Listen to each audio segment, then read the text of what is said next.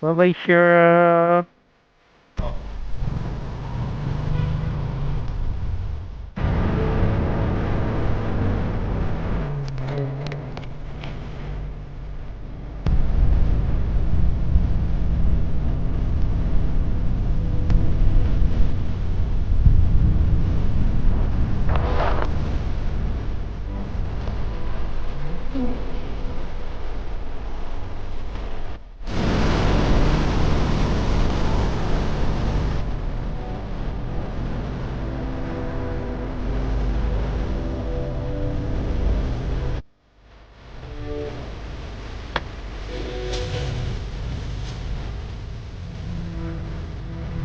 Kamusta kayo mga kamukha?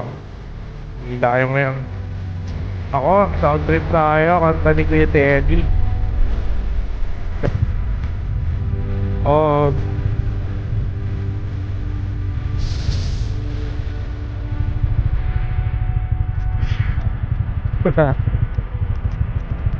ganda ng panahon ngayon sa BGC.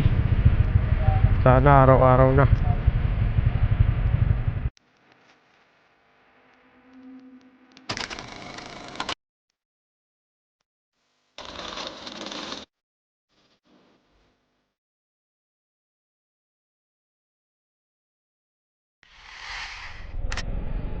What's up?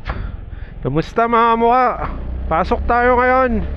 Welcome nga pala sa aking buhay-buhay vlog number 20. Ayun mga kamukha, medyo mamadali tayo ngayon kasi meron daw zona ngayon. Tapos napaka-traffic daw, sabi ni Tita Ruro. Pero sa bundok sana ako dadaan. Pero dito na lang, lulusot-lusutan na lang natin sa mga gilid. Pag hindi umubra, ayun, mag-advise na lang ako sa office na malilate ako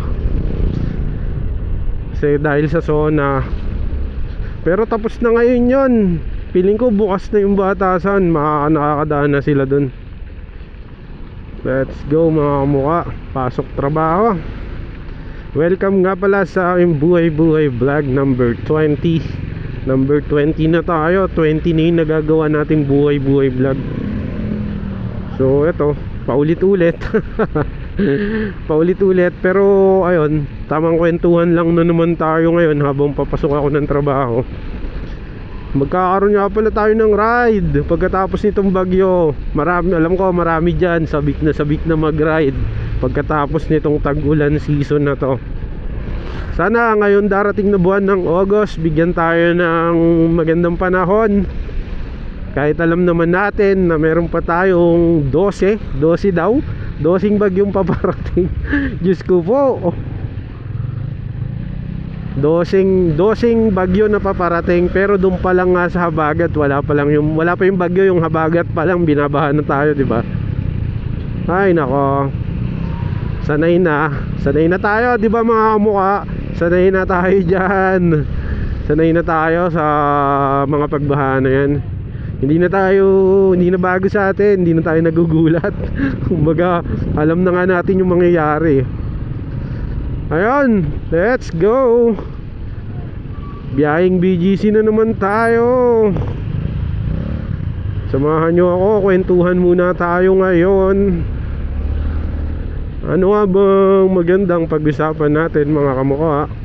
Ayun nga, meron pala akong rides na 3 destination na pinagpipilian na naman. Ganyan ako mag-ride eh. Nagpipick ako ng 3 locations na pwede kong i-ride. So number 1 sa list ko is yung Abra, Tineg, sa Tineg Abra. Tineg ba yung basa doon? Basta sa Abra. Number 1 Abra, number 2 Baler, Aurora. Baka di nyo alam, di nyo natatanong, hindi pa ako nakakarating ng Baler mga kamukha. Kahit napakasikat na ride destination ng Baler, di pa ako nagawi doon sa bandang yon. Ayun, Baler or Kasiguran, Aurora. Medyo malayo-layo pa yon. Mga siguro mula daw Baler 4 na oras pa daw yon.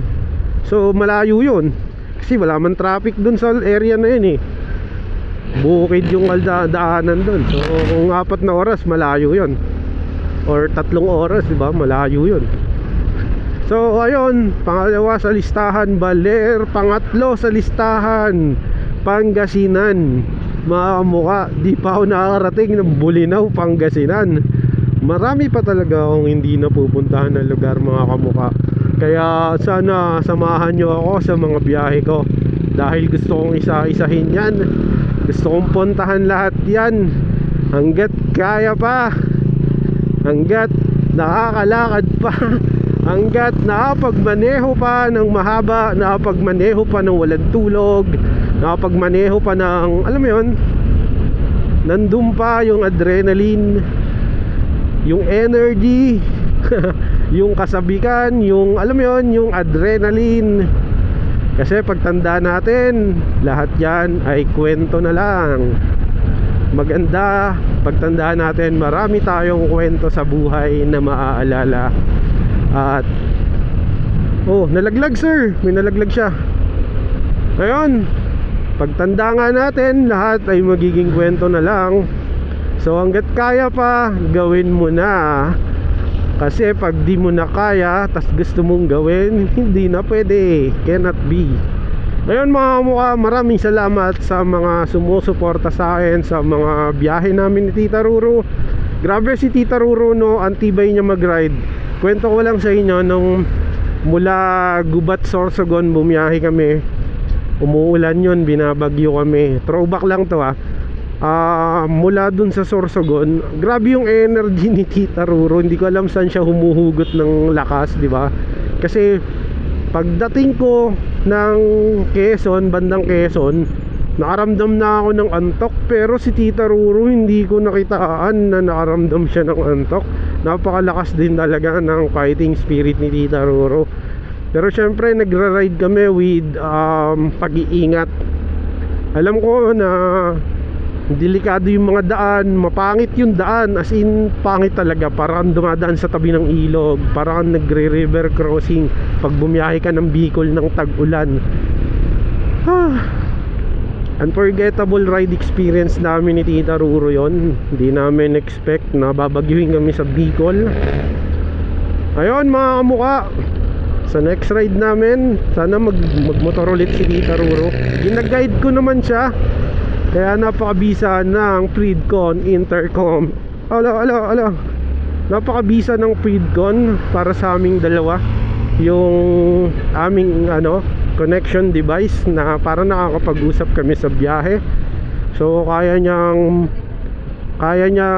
ang tawag doon, kaya niya mag-communicate kahit 1 kilometro. Basta mga ganon. Kaso medyo nagcha-choppy na yung line pag lumalayo na. Pero hindi naman kami nagkakalayo. Madalas magkasunuran lang kami. Tapos ang mahalaga doon is nagkukwentuhan kami sa biyahe. Kaya yung aming energy or yung aming ang tawag doon, gising kami sa biyahe. Dahil nga doon nakapagkwento-kwentuhan kami. Napag-uusapan namin kung ano-anong klaseng usapan. Ayun mga kamukha, ingat pala tayo palagi kasi dito nga pala sa C5 at saka dito, kahit nga dito sa amin nababakbak or nagkaandadurog-durog yung kalsada pag tag-ulan. Ayun grabe lubak lumilikha talaga ng mga butas. Wala yan dati mga yan, wala yan. Netong nagtag-ulan lang, nahukay o nagkaroon ng mga butas-butas ang kalsada, lalo na dun sa C5, ang lala dun. What's up mga kamukha, C5 na pala tayo. Doon tayo, sagad tayo sa kanan. Maraming butas dyan sa kaliwa daming truck. Sarap nakapagmotor din ng walang kapote. Sana tuloy-tuloy na mga kamukha, tuloy-tuloy na yung magandang panahon.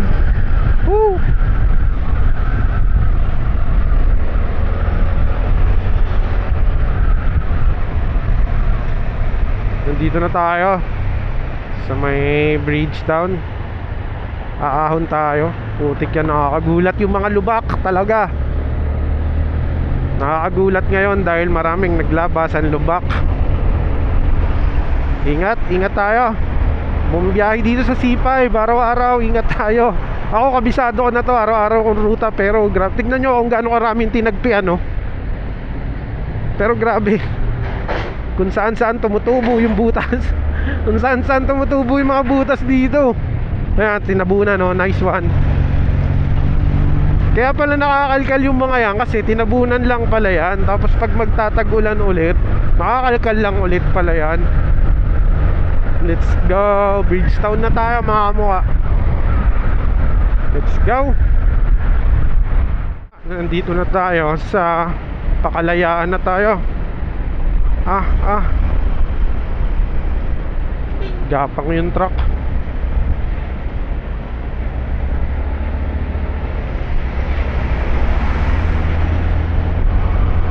Wild. Let's go.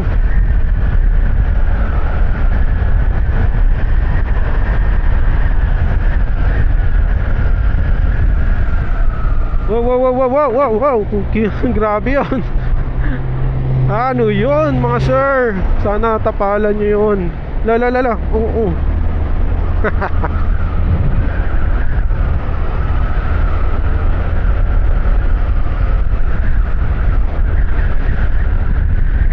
Dito na tayo. Kalayaan. Wow. Nakakagulat yung mga butas ngayon. Grabe, mumula yung mata ko. Open visor all the way. Nahirapan ako dito sa smoke lens ko. Good siya pag tagaraw, pero pagka tagano, makapagpalit na nga ng clear. Tayo sa kanan. Ay hindi, mag-merge yan. May ginagawa yata sa kanan.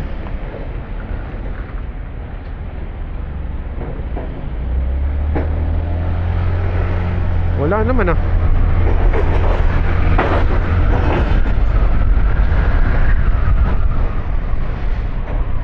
Ito na tayo, Kalayaan na tayo.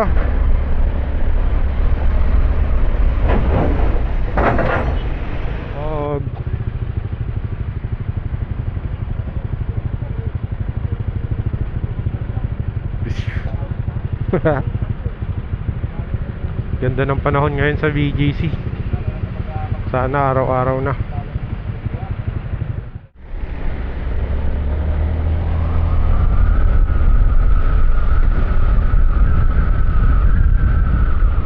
Let's go.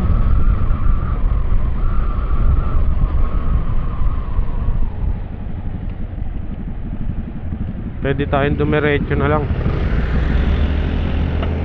Pwede tayong kumanan doon, pwedeng dumiretso eh. Wow! Cruising around High Street. Let's go. Sa kabila tayo dumaan. Pwede naman kasi tayo dito eh.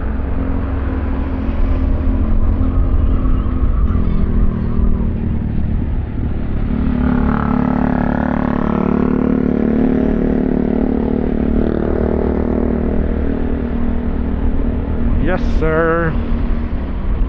Kanan tayo dito sa anong street to? 26th Street. Pwede yan 26th Street.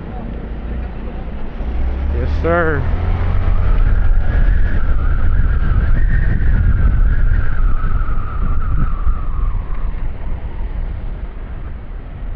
Bigayan, ang ganda oh.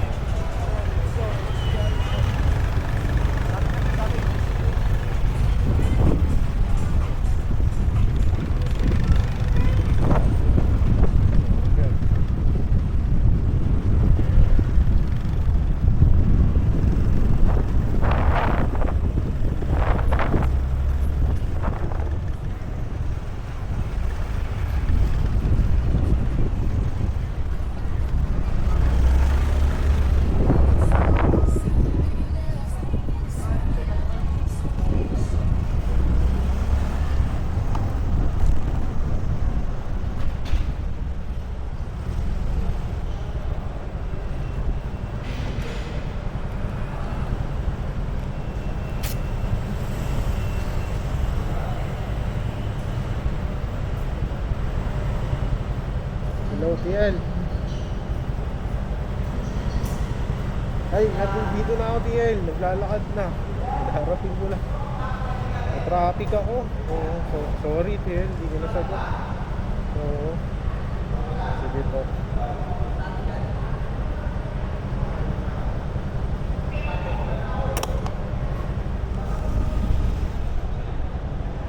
Welcome to FWH. Please get ticket now.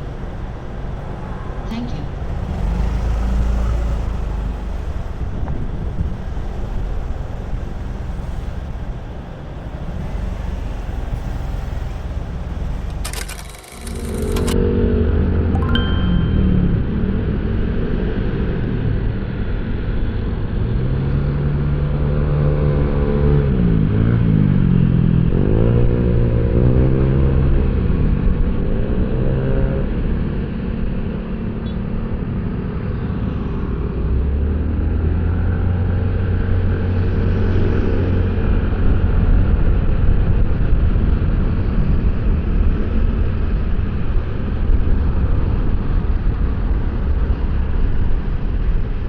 Ayun mga kamukha, good news, gumaganda na ang panahon. Pero ang daloy ng traffic mukhang hindi maganda. Ayun lang, ang daloy ng traffic. Aray ko po, anong gagawin natin nito? Head to head, gagawa tayo ng paraan syempre. Pero hanggang dyan lang yan sa Pasig. Bago ka dumating ng tulay ng Bridgetown, ano na, maluwang na yan. Ay nako, eto, sabak tayo ng traffic ngayon.